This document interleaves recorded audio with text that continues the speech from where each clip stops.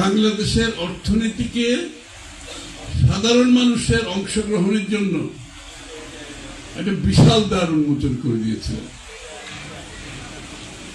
আমরা তো রাজনীতি গণতন্ত্রের কথা বলছি সব সময়, খালি রাজনীতি গণতন্ত্রের মাধ্যমে দেশ সামনের দিকে এগিয়ে যাবে না। অর্থনৈতিক গণতন্ত্রায়ন করতে হবে, অর্থনীতিতে গণতন্ত্র আনতে হবে। বাংলাদেশের প্রত্যেকটি মানুষ বাংলাদেশের অর্থনীতিতে অংশগ্রহণ করার সুযোগ সৃষ্টি করে দিতে হবে।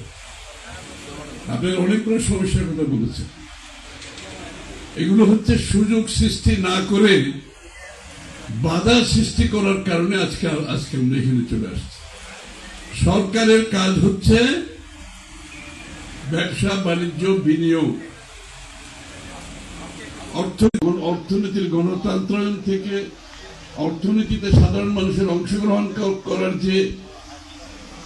যেটা প্রতিষ্ঠিত করেছিলেন জিয়া রহমান সাহেব, পরবর্তীতে দেশনেত্রী বেগম খালেদা জিয়া যেটা অব্যাহত রেখেছিলেন, সেখান থেকে জনগণকে সরিয়ে দিয়ে প্রত্যেকটি মানুষ অর্থনীতিতে অংশগ্রহণের জন্য আপনি সেই সুযোগ সৃষ্টি করে দিতে হবে নীতিমালার মাধ্যমে। সেই সুযোগ সৃষ্টি করে দিতে হবে বাংলাদেশের মানুষের কাছে অর্থায়নের প্রয়োজন হলে অর্থায়নের মাধ্যমে। সেই সুযোগ সৃষ্টি করতে হবে বাংলাদেশের যে ব্যুরোক্রেসি, সরকারি কর্মকর্তাদের দৌরাত্বে বাংলাদেশের ব্যবসায়ীরা যে কষ্টের সম্মুখীন হয়, সেখান থেকে বের করে নিয়ে আসে। আমি আপনাদেরকে একটা কথা বলতে এসেছি এখানে, আমরা এগুলোর ব্যাপারে বাংলাদেশ জাতীয়তাবাদী দল ইতিমধ্যে আমাদের অর্থনৈতিক সিদ্ধান্ত আমরা নিয়ে ফেলেছি।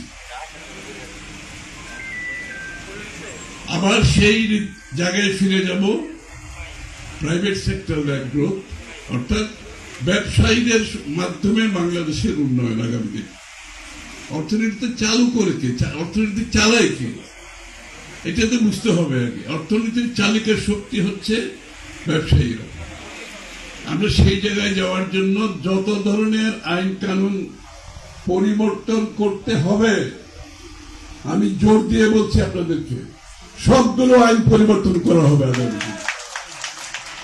আপনাদের যাতে সরকারি কর্মকর্তাদের এই দরজা থেকে সেই দরজা, এক দরজা থেকে দরদারি করতে হবে না ইনশাআল্লাহ।